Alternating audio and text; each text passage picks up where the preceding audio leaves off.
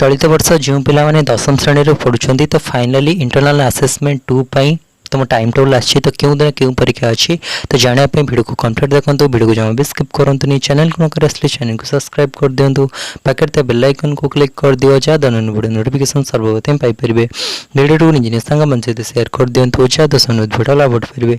तो चलते डेन को वीडियो स्टार्ट करवा। तो वीडियो को बढ़ा पूर्व समस्त वीडियो को लाइक कर दियो चैनल को सब्सक्राइब कर दियो। चलो देखिए कौन रही।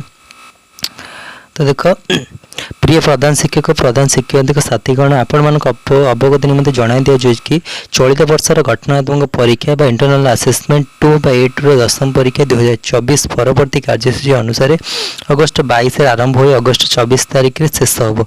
नवम श्रेणी इंटरनल असेसमेंट 2 पूर्व कार्यसूची अनुसार अपरवर्ती पुराणा अनुसार हम। तो जो दशम श्रेणी अच्छी 22 के तारीख भर ना 24 तारीख भर हम।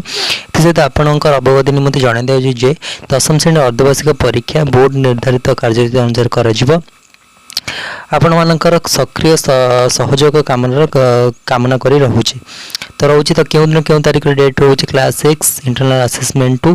तो फास्ट दिन आम 22 तारीख दिन कौन रोचे ना SLE रोचे आ SSC रोचे।